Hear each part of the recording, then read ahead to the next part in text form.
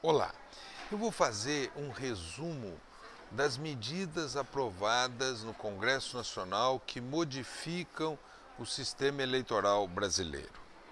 Foi aprovado uma cláusula de barreira, uma cláusula de desempenho, cujo objetivo é garantir maior governabilidade ao sistema político e combater os partidos de aluguel.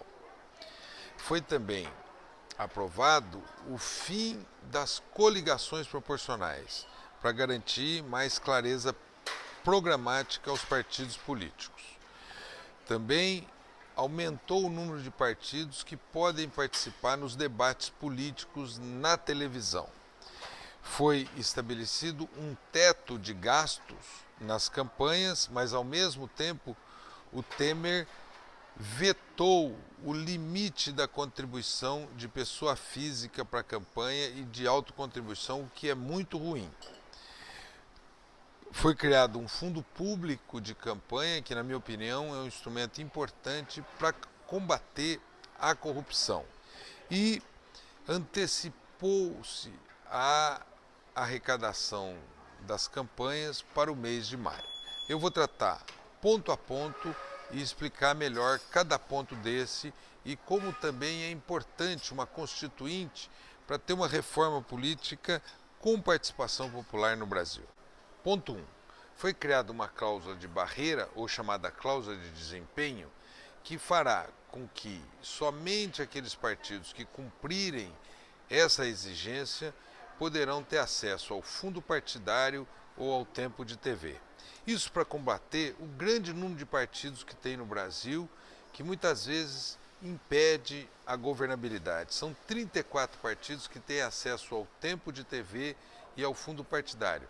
Isso atomiza a política, pulveriza a ação e também permite a ação de partidos inescrupulosos, chamados partidos de aluguel. Agora, essa cláusula de barreira será exigida na eleição de 2018, de 2022, de 2026 e de 2030. E somente aqueles partidos que conseguirem passar por essa cláusula de barreira terão acesso ao fundo partidário e terão acesso ao tempo de TV. E assim nós vamos garantir maior governabilidade e, igualmente, maior capacidade programática dos partidos brasileiros. E certamente irá diminuir o número de partidos no sistema político brasileiro.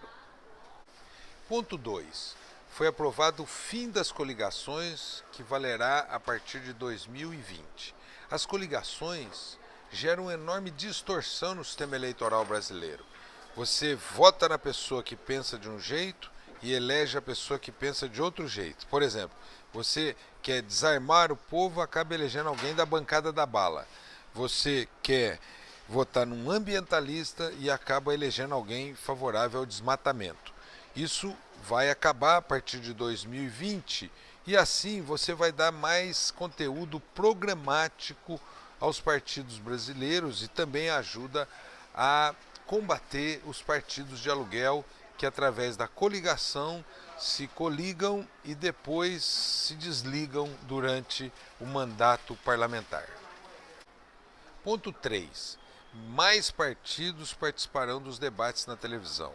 Hoje, a gente vive aquela situação. A legislação permite que somente partidos que tenham 9 parlamentares podem participar dos debates na televisão. E assim, alguns partidos importantes ficam de fora dos debates. Agora foi diminuído o piso para participar dos debates. Partidos com mais de 5 parlamentares poderão participar dos debates, o que vai ser bom para a democracia brasileira. Ponto 4. Foi criado um teto de gasto para as campanhas políticas. Isso é bom. Esse teto, em alguns casos, vai representar de 25% a 30% do que foi gasto na campanha passada. Então vai ter uma diminuição dos custos de campanha. Esse teto vale para presidente da República, para senador, para governador, para deputado federal e para deputado estadual. Por exemplo, aqui em São Paulo, teve gente que gastou 7, 8 milhões na campanha passada. Agora, o teto máximo é 2,5 milhões. Ainda é alto. Nós gostaríamos que fosse menos, mas é um teto menor do que foi gasto na campanha passada. Houve uma lambança do golpista Michel Temer quando ele vetou os tetos para a contribuição de pessoa física. Nós estabelecemos um teto de 10 salários mínimos para a pessoa física contribuir. E ele vetou esse teto, então passa a não ter teto. Isso vai fazer que tenha gente que contribua com 200 mil, 300 mil, 400 mil e vira uma democracia de gente rica. Ao mesmo tempo, nós tínhamos estabelecido um teto para a pessoa colocar recursos do seu próprio patrimônio. Por exemplo, o João Dória botou 6 milhões na sua campanha. Nós estabelecemos um teto de até 7% do valor total da campanha, para impedir que as pessoas ricas fossem tomando o espaço da democracia brasileira. E o golpista Michel Temer acabou vetando esse teto também. Isso gera uma enorme distorção, que as pessoas mais ricas terão mais meios para fazer campanha no Brasil. Nós temos que tentar derrubar essa medida no judiciário depois da lambança do golpista ou tentar derrubar esse veto no Congresso Nacional. Ponto 5.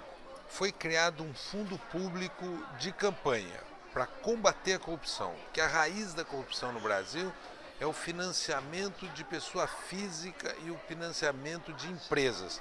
Veja o escândalo da Odebrecht, da JBS, da OAS. Isso gerou um grande escândalo no Brasil. Por isso é importante ter um fundo público que torna a política independente do poder econômico.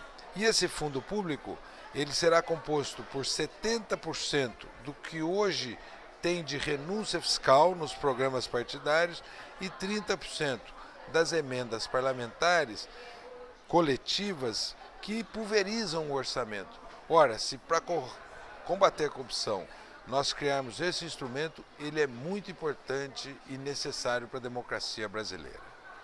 Ponto 6.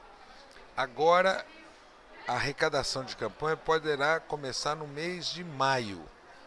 E assim todo candidato poderá se programar para planejar suas finanças e iniciar a arrecadação da sua campanha e planejar melhor as suas finanças. Por fim, essas mudanças têm pontos positivos e pontos negativos. O ponto negativo maior é o veto aos limites de campanha, que vai fazer uma democracia de ricos. O que nós temos que fazer é continuar a luta do povo brasileiro para, num momento positivo de correlação de forças, nós temos uma Assembleia Nacional Constituinte exclusiva para fazer uma reforma política no sistema político brasileiro.